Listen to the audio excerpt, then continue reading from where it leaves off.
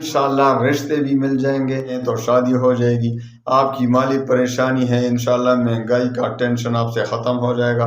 آپ کو اتنا مال ملے گا کہ انشاءاللہ جتنا آپ چاہتے ہیں آپ جس حاجت کے لیے بھی کر دیں، انشاءاللہ تمام حاجات خود بخود پورے ہوتے جائیں گے۔ شروع کریں انشاءاللہ اللہ کے نام۔ اس وقت تک موت نہیں آئے گی جب تک خواب میں آپ کو جنت میں اپنا مقام نہیں دکھایا جائے گا۔ تو آپ کی اولاد نہیں، اولاد اللہ تعالیٰ عطا فرمائے گا۔ بیٹے نہیں، اللہ تعالیٰ آپ کو بیٹا عطا فرمائے گا۔ آپ کی شادی نہیں ہو رہی، بندش ہے، رشتہ ہو جائے گا، لڑکا ہو یا آپ لڑکی ہو۔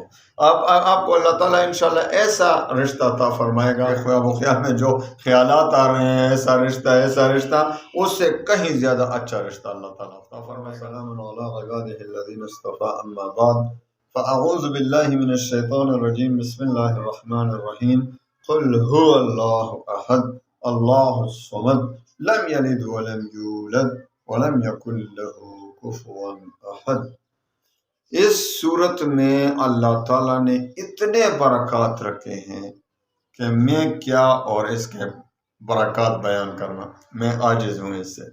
اتنے برکات رکھے ہیں اللہ تعالیٰ نے، میں صرف چند باتیں عرض کیے دیتا ہوں کہ اس میں اتنے برکات ہیں کہ ایک تو آپ کی رزق کی تنگی ختم ہو جائے گی۔ اس کے فائدے جلدی بتا دیتا ہوں۔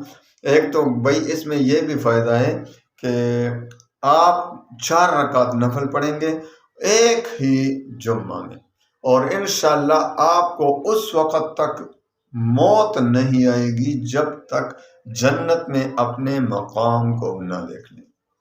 تو اس میں یہ بھی فائدہ ہے، آپ کی اولاد نہیں، اولاد اللہ تعالیٰ عطا فرمائے گا۔ بیٹے نہیں، اللہ تعالیٰ آپ کو بیٹا عطا فرمائے گا۔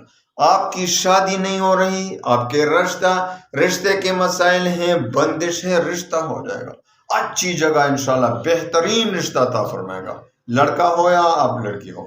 آپ کو اللہ تعالیٰ انشاءاللہ ایسا رشتہ عطا فرمائے گا کہ آپ کے خواب و خیال سے بھی زیادہ، آپ کے خواب و خیال میں جو خیالات آ رہے ہیں ایسا رشتہ اس سے کہیں زیادہ اچھا رشتہ اللہ تعالیٰ عطا فرمائے گا۔ تو آئیے آتے ہیں وظیفے کی طرف، لیکن ایک بات یاد رکھیں کہ وظیفے کے لیے جو اجازت ہے وہ عام ہے 2 شرطوں کے ساتھ۔ سب سے پہلی شرط نماز کی پابندی، 5 وقت کی نماز پڑھو گے تو وظیفہ کام کرے گا۔ 5 وقت کی نماز نہیں پڑھو گے، اللہ کو ناراض کر رہے ہو اور پھر وظیفے پڑھ رہے ہو تو اس کا کیا فائدہ ہوگا؟ صرف زبانی آپ کا جو ہے نا ذکر کا ثواب شاید مل جائے، اور باقی وظیفہ اس لیے کام نہیں کرے گا کہ اللہ کو راضی کرنا ہے بھائی۔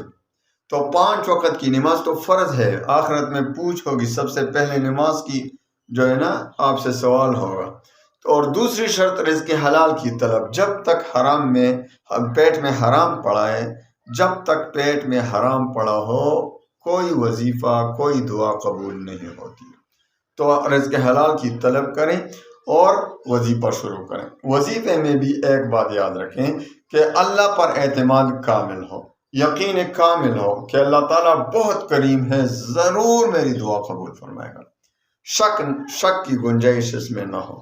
دوسری بات یہ ہے کہ آپ نے وظیفے کا تلفظ ٹھیک کرنا ہے۔ دیکھو یہ سورہ اخلاص کا وظیفہ میں بتا رہا ہوں، تو سورہ اخلاص کی مکمل آپ تجوید کے ساتھ پڑھ سکتا ہوں، چھوٹی سی صورت ہے لیکن تجوید کے ساتھ پڑھنا آپ کو آتا ہو۔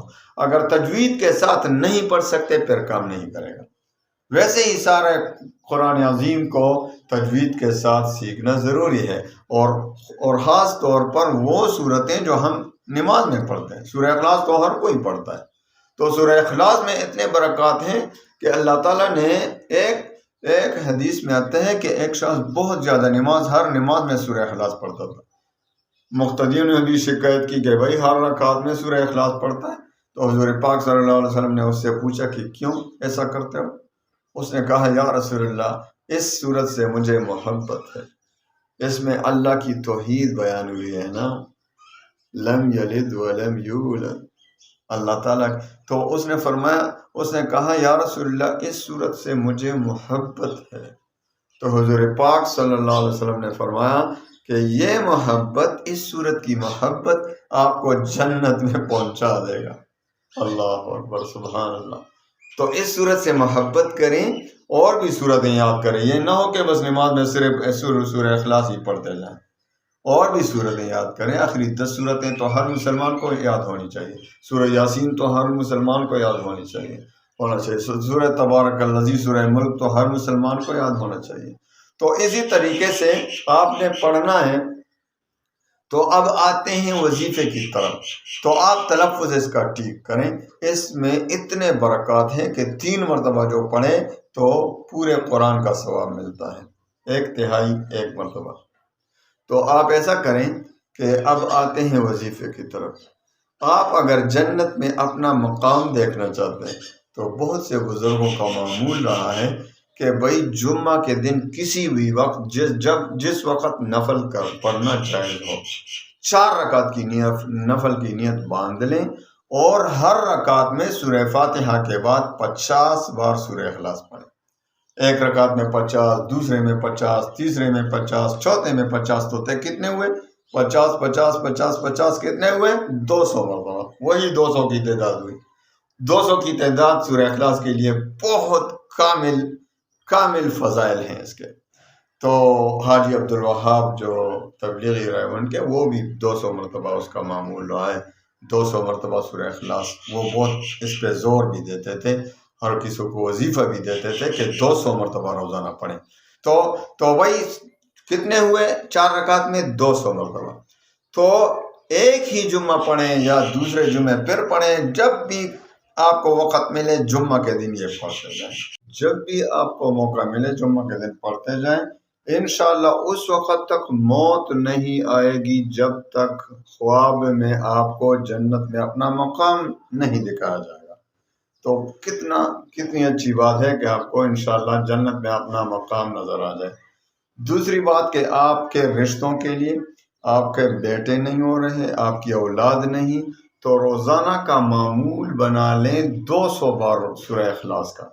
سورہ اخلاص جب آپ 200 مرتبہ روزانہ پڑھیں گے، چلتے پھرتے بھی پڑھ سکتے ہیں۔ اور پہلی بار جب آپ شروع کریں تو اعوذ باللہ بسم اللہ کے ساتھ، پھر بسم اللہ، باتیں درمیان میں نہ کریں، اگر باتیں ہوئی تو پھر اعوذ باللہ بسم اللہ پڑھنا ہوگا۔ تو روزانہ کم از کم 200 بار روزانہ سورہ اخلاص کی تعداد کو پورا کریں، انشاءاللہ رشتے بھی مل جائیں گے۔ آپ شادی کرنے کے لیے چاہتے ہیں تو شادی ہو جائے گی، آپ کی مالی پریشانی ہے، انشاءاللہ مہنگائی کا ٹینشن آپ سے ختم ہو جائے گا، آپ کو اتنا مال ملے گا کہ انشاءاللہ جتنا آپ چاہتے ہیں۔ اور اسی طریقے سے آپ جس حاجت کے لیے بھی کر دیں، انشاءاللہ تمام حاجات خود بخود پورے ہوتے جائیں گے۔